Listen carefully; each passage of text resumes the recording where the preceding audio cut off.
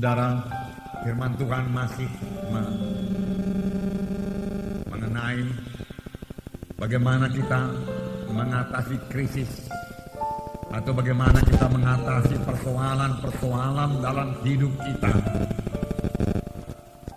Firman Tuhan berkata, sama sebagaimana imanmu jadilah padamu. Dengan iman yang teguh kita pasti berkemenangan. Maka sebaliknya, kalau tanpa iman mustahillah kita berkenan kepada Tuhan. Tapi kalau kita mempraktekkan iman kita, Tuhan akan menyatakan kuasanya seturut dengan iman kita tersebut. Ketahuilah saudaraku bahwasanya Tuhan kita masih Tuhan yang hidup di atas takhta.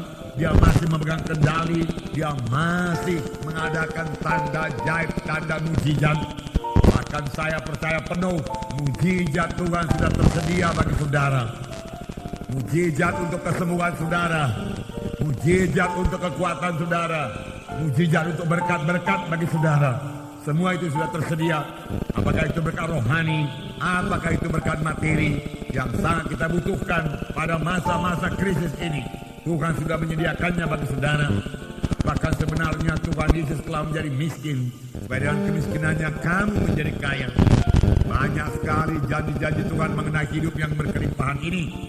Bahkan firman Tuhan berkata, aku mau engkau keberkatan saudara-saudaraku, sama sebagaimana jiwamu keberkatan dan jiwamu baik-baik saja.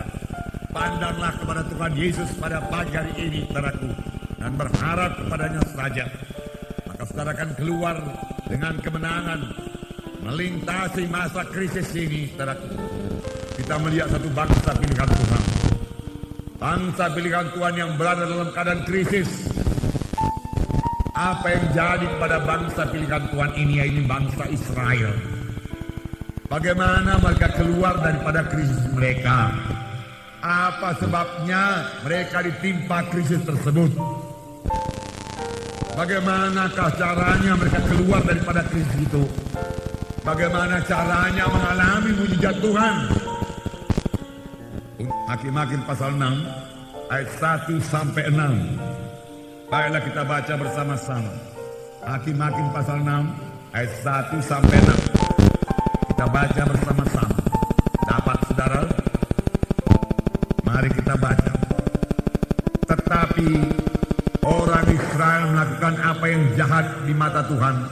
Sebab itu Tuhan menyerahkan mereka dalam tangan orang Midian 7 tahun lamanya. Dan selama itu orang Midian berkuasa atas orang Israel. Karena takutnya kepada orang Midian itu, maka orang Israel membuat tempat-tempat perlindungan di pegunungan, yakni gua-gua dan kubu-kubu. Setiap kali orang Israel menabur, datanglah orang Midian, orang Amalek, dan orang dari sebelah timur, lalu maju mendatangi mereka.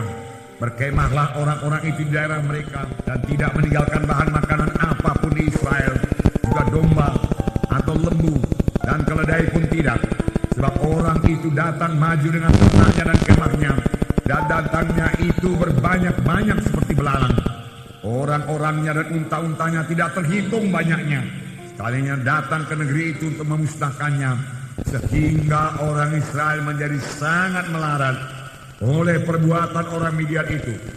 Lalu berserulah orang Israel kepada Tuhan.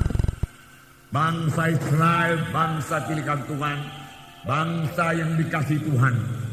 Tuhan mempunyai maksud pada bangsa pilihannya ini. Dan Tuhan memang sudah memberkati bangsa pilihan ini. Hanya sebagai bangsa pilihan Tuhan, mereka memiliki hukum-hukum Tuhan. Tuhan lebih dahulu berfirman kepada bangsa Israel ini dalam Hakim-Hakim pasal 2. Tuhan berkata, tetapi janganlah kamu mengikat perjanjian dengan penduduk negeri ini. Mezbah mereka haruslah kamu robohkan. Tapi kamu tidak mendengarkan firman-Ku. Mengapa kamu berbuat demikian? Lagi aku berkata kepadamu, aku tidak akan menghalau orang-orang itu di depanmu, tetapi mereka akan menjadi musuhmu, dan segala ilah mereka akan menjadi jerat bagimu. Aku akan mengantarkan kamu ke tanah Kanaan. Tetapi janganlah kamu menyembah Allah orang Kanani ini. Tetapi kamu tidak mendengarkan firman-Ku. Inilah selalu kesalahan bangsa Israel. Mereka menyimpang dari jalan Tuhan. Sesudah mereka diberkati Tuhan, mereka mulai lupa kepada Tuhan dan mulai ikut adat istiadat bangsa Kanani dan mulai ikut menyembah ilah-ilah orang Kanani. Lalu datanglah persoalan, perlindungan Tuhan dicabut daripada mereka. Dan pada waktu perlindungan Tuhan dicabut, maka dengan mudah musuh-musuh menguasai Israel. Dan tanpa perlindungan Tuhan, Israel tidak punya kekuatan.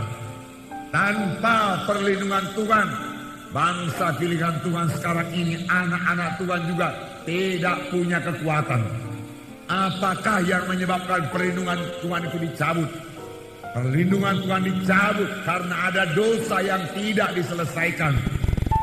Biasanya bangsa Israel, jangankan bangsa Midian datang yang tidak terhitung banyaknya, bangsa Mesir yang kuat sekalipun tidak sanggup mengalahkan mereka. Panjang mereka menyembah Tuhannya, panjang mereka bersekutu dengan Tuhan, panjang mereka tidak berbuat dosa. Dosalah yang menyebabkan mereka lemah, dosalah yang menyebabkan mereka kalah, dosalah yang menyebabkan anak-anak Tuhan sekarang dikuasai oleh setan, dikuasai oleh kutuk dosa. Dosa menyebabkan doa tergendala. Firman Tuhan berkata, bukannya tanganku terlalu pendek untuk menolong kamu, bukannya telingaku terlalu berat untuk mendengarkan doamu, tetapi dosamu serupa dengan dinding memisahkan aku dengan engkau. Tuhan berkata, parah sekali akibat dosa itu. Kekalahan selalu datang karena dosa yang tidak diselesaikan. Tidak ada kuasa. Oleh sebab itu jangan biarkan dosa berkuasa dalam hidup kita, saudaraku.